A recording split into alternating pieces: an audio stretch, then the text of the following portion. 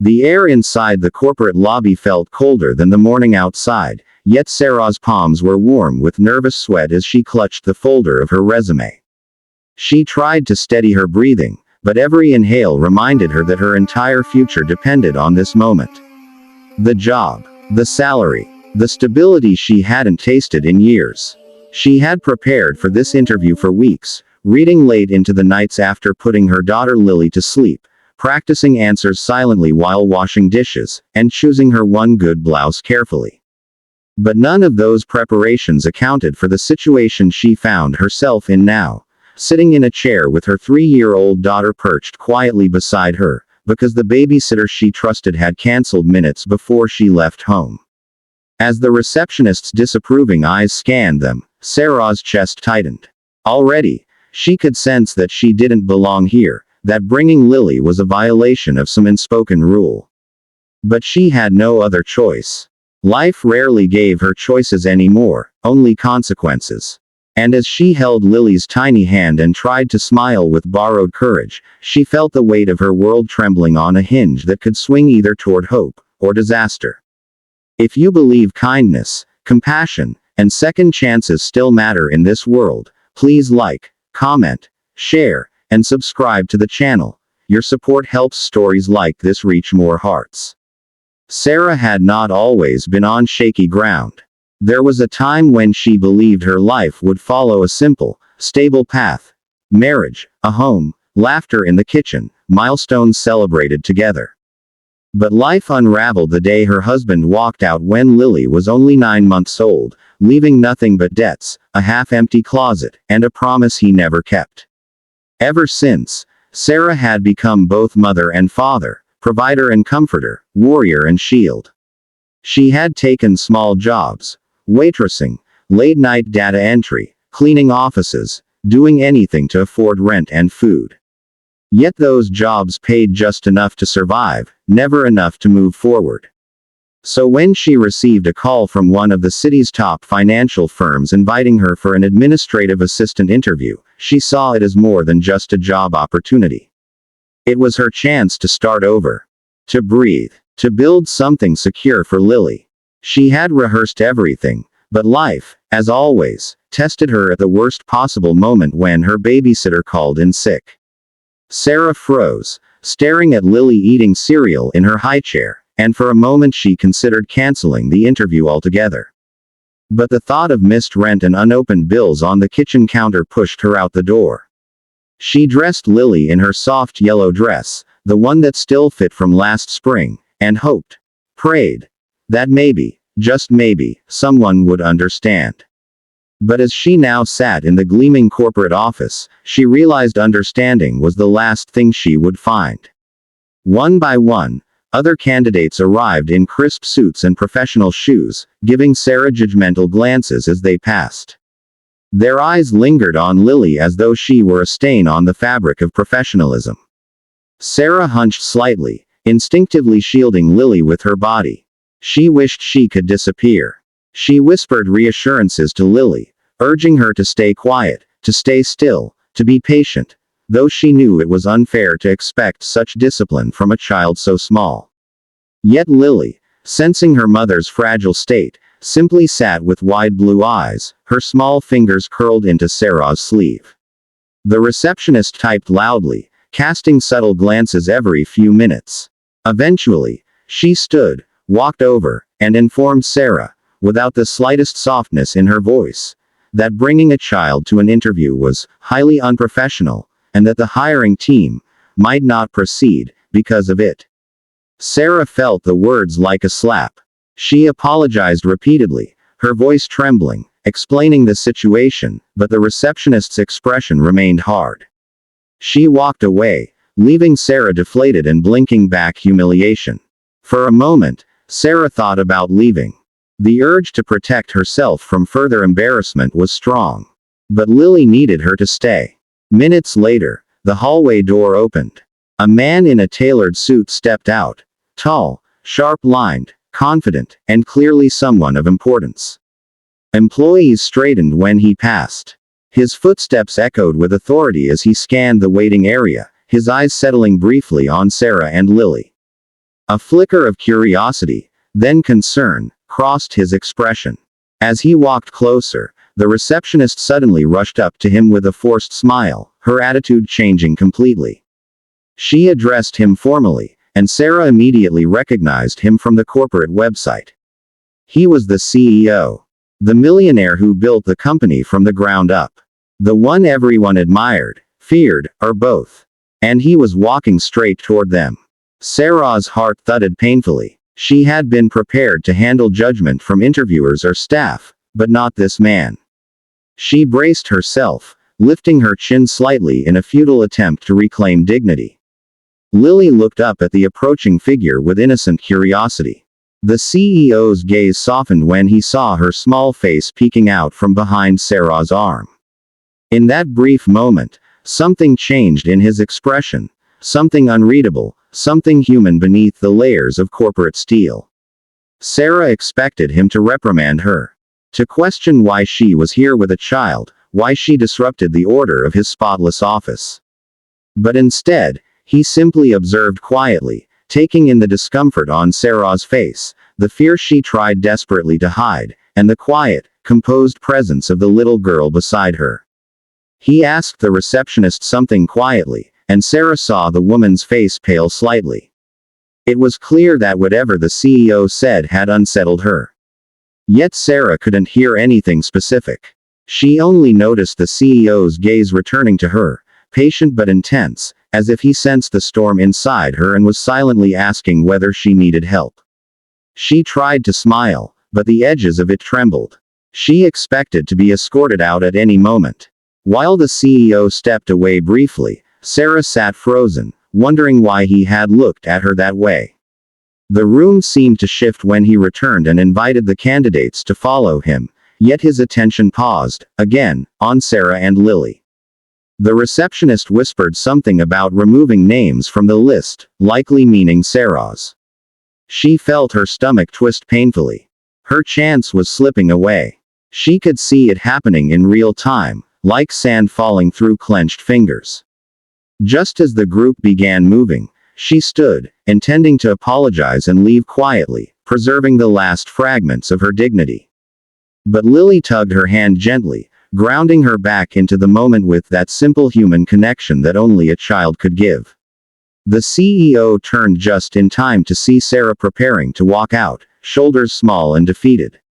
He excused himself from the other candidates and approached her once more.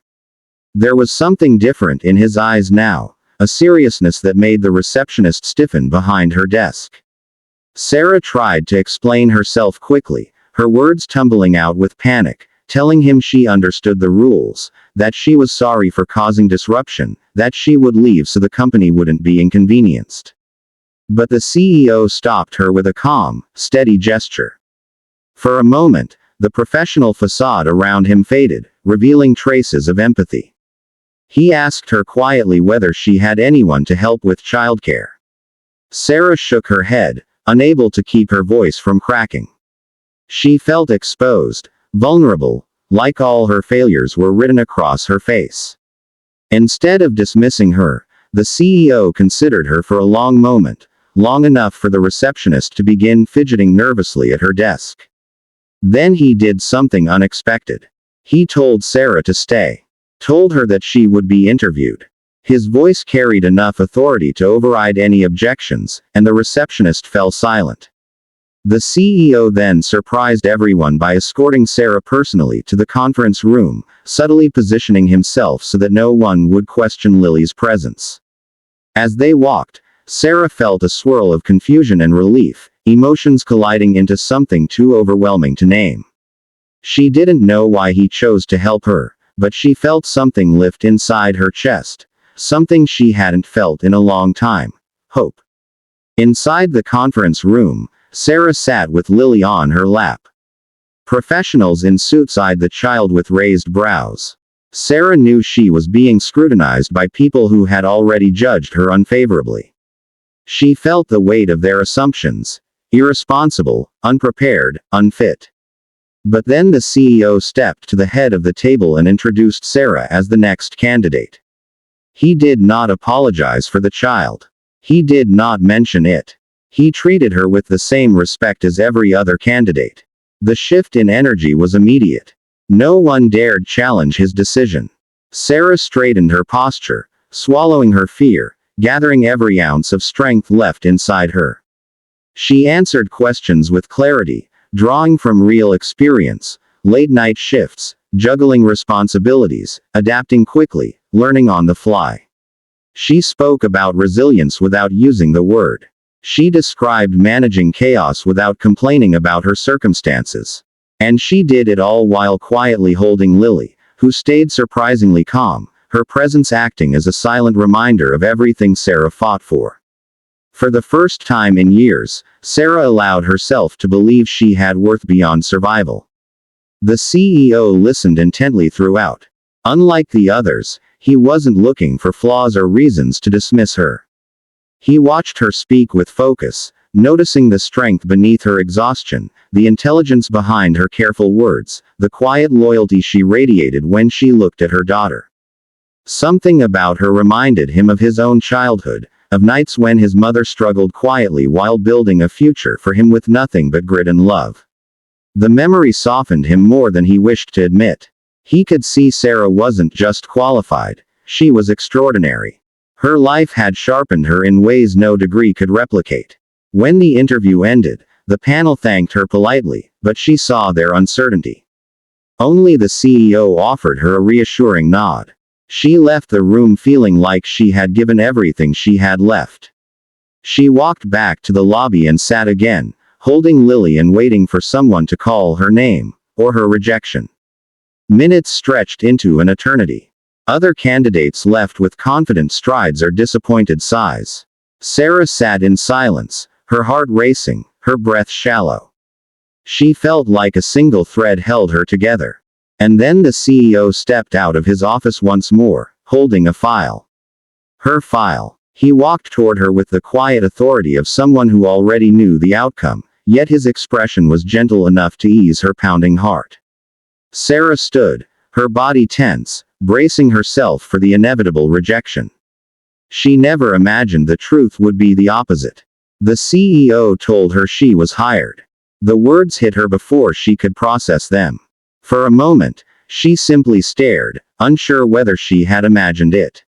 Then emotion flooded her. Relief, disbelief, the sudden collapse of every fear she had been holding for years. Tears filled her eyes uncontrollably. She apologized as she wiped them, embarrassed, but the CEO simply offered a warm, understanding smile. He told her the company valued resilience and dedication, and that she embodied both. Sarah held Lily tighter, burying her face in her daughter's curls as gratitude poured through her. The receptionist looked shocked, but the CEO didn't spare her a glance as he handed Sarah the employment papers. It was as if he had been waiting for someone exactly like her. A fighter, a survivor, someone who had earned her chance through fire. Sarah walked out of the building that day with Lily in her arms, her heart pounding not from fear but from the unfamiliar thrill of hope. She felt like she had stepped out of darkness into something brighter, something she had almost forgotten existed. She didn't know that this moment would become the turning point of her entire life. She didn't know that the CEO would continue to see her potential, helping her grow professionally, encouraging her to rise through the ranks. She didn't know that Lily would become beloved by staff, occasionally visiting the office and brightening everyone's day. She didn't know that months later, she would sit across from that same CEO during a company luncheon and see him differently. Not as a distant figure of authority, but as a man with depth, kindness, and a quiet heart that understood struggle. She didn't know that he would begin checking on her progress, offering mentorship, and eventually, sharing stories of his own childhood that mirrored hers in unexpected ways. As time passed, admiration grew into trust. Trust grew into something softer, warmer, more dangerous. Sarah tried to ignore it, reminding herself that she was just an employee and he was far above her world. But the CEO, Michael, saw her as more than that. He saw the strength she carried, the fire in her spirit, the love she poured into her daughter. He saw a woman who had risen from brokenness and still managed to stand tall. And eventually, when the moment was right, he confessed his feelings with the same sincerity he had shown her from the beginning.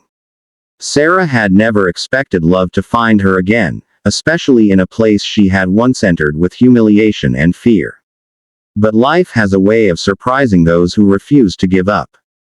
Months later, as autumn sunlight streamed through the office windows, Michael knelt in front of Lily with a small box in his hands, not a marriage proposal yet, but a promise. A promise that he would never let her feel fatherless again. Lily wrapped her tiny arms around him without hesitation. Sarah watched, tears streaming freely, her heart overflowing with gratitude for every twist of fate that had led her back to this place, back to hope, back to love. She realized then that the day she had been rejected, and almost walked away, had been the day her new life truly began. If this story touched your heart, please don't forget to like, comment, share, and subscribe. Your support helps us bring more emotional, inspiring stories to you. Sparkle's special request. Before you go, comment below what part of Sarah's journey moved you the most. The end.